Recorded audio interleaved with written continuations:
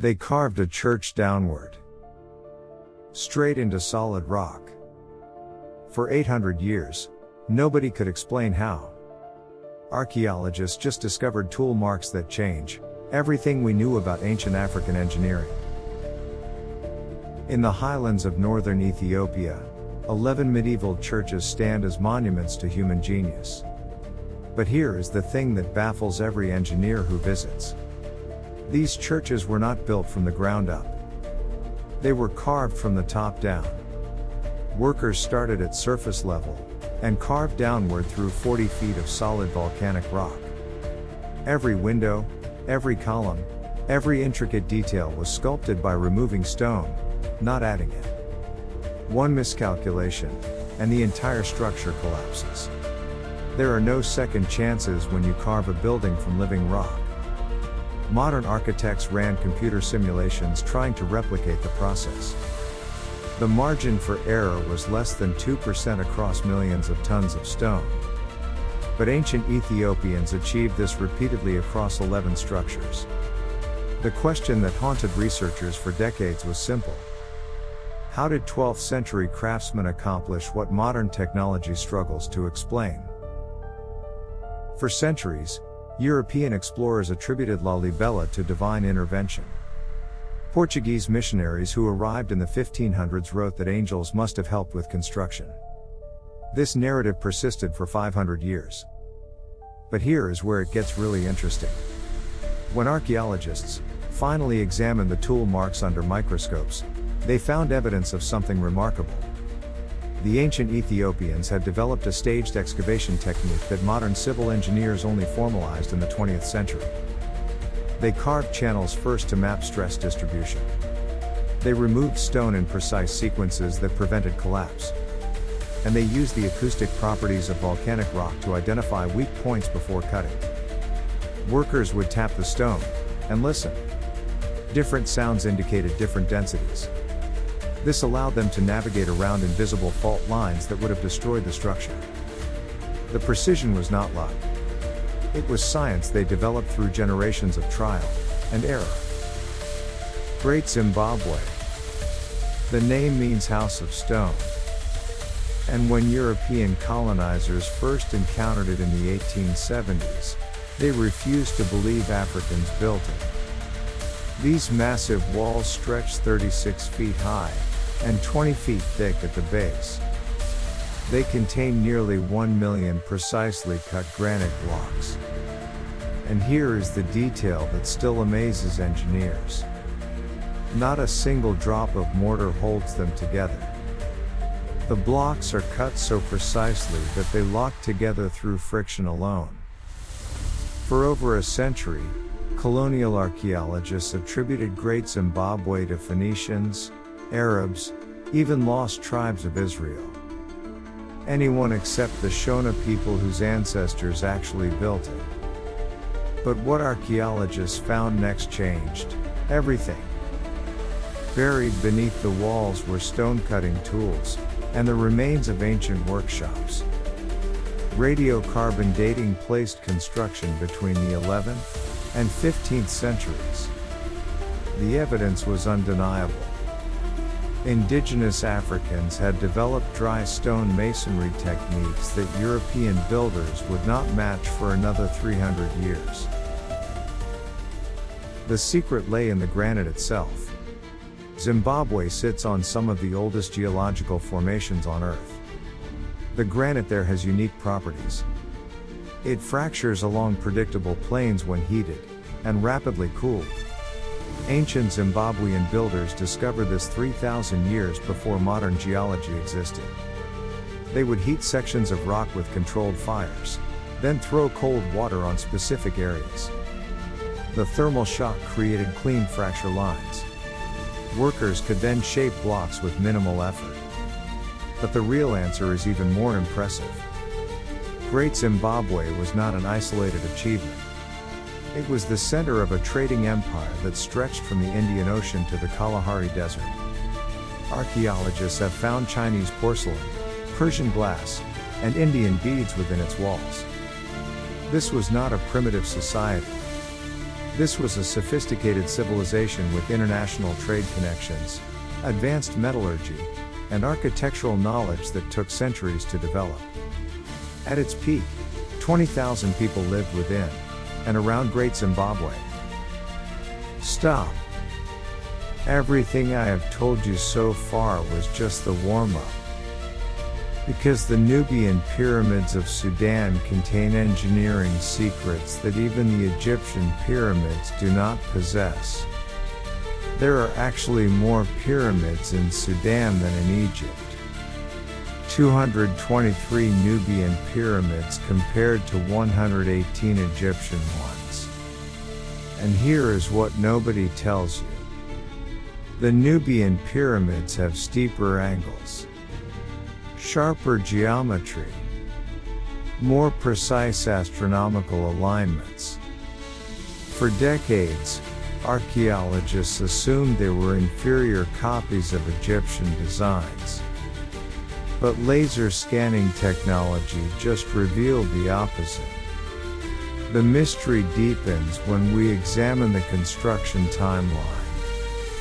The Kingdom of Kush built these pyramids between 700 BCE and 300 CE. That is nearly 1,000 years after the great Egyptian pyramids were completed. The Kushites had access to Egyptian knowledge. But instead of copying, they improved upon it. The angles of Nubian pyramids required more sophisticated mathematics than their Egyptian predecessors. They solved engineering problems the Egyptians had deliberately avoided. Inside the Nubian pyramids, archaeologists found burial chambers with acoustic properties that defy explanation. The chambers amplify specific frequencies. Whisper at one end, and the sound carries perfectly to the other side. Speak normally, and your voice distorts into echoing chaos. This was intentional engineering. The Kushites designed these spaces for ritual purposes we are only beginning to understand. But the acoustic engineering was not their greatest achievement. In 2017, researchers discovered something that rewrote ancient African metallurgy. Kushite blacksmiths were producing carbon steel. 2,000 years before the Bessemer process made steel production possible in Europe. The furnaces they used reached temperatures exceeding 1,300 degrees Celsius. They had developed techniques for controlling carbon content in iron. This was not accidental. Archaeological evidence shows consistent steel quality across hundreds of artifacts and multiple generations. Think about that for a second. Ancient Africans were mass-producing steel while Romans were still using bronze for many applications. The connection is astronomy. Every single site we have discussed shares one remarkable feature: precise astronomical alignments that required centuries of observation to perfect. Lalibela's churches align with Ethiopian Orthodox religious calendars calibrated to star movements. Great Zimbabwe contains structures oriented to the rising of specific stars that mark seasonal changes. The Nubian pyramids align not just with cardinal directions, but with the rising points of stars that were sacred to Kushite religion. And what the evidence actually shows is a pattern of knowledge transfer across thousands of miles and thousands of years. Ancient African civilizations were not isolated pockets of random achievement. They were connected nodes in a continent-wide network of astronomical, engineering, and metallurgical knowledge. Trade routes carried more than gold and ivory.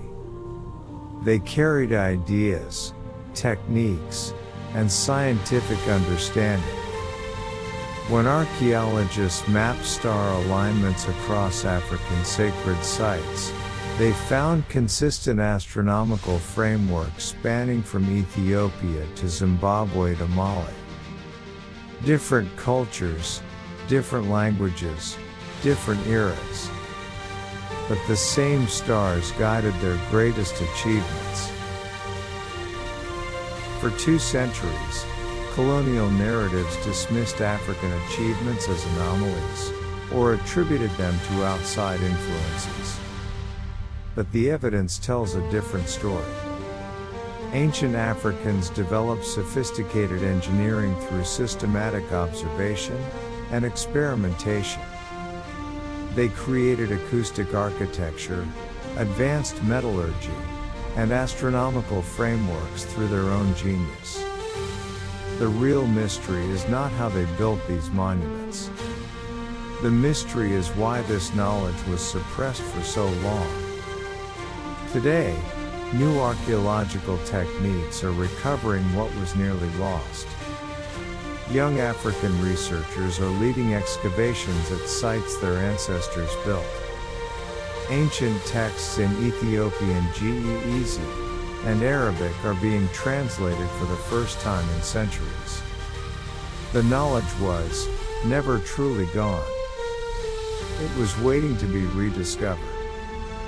And perhaps that is the greatest lesson these ancient engineers left us. Human ingenuity knows no boundaries of geography or time. The builders of Lalibela, Great Zimbabwe, and Meroe were not primitive people who got lucky. They were scientists, engineers, and astronomers who pushed the boundaries of what was possible. In 2023, satellite imaging revealed over 400 previously unknown ancient structures in the Sahara. Sites that were hidden under sand for millennia are now being mapped.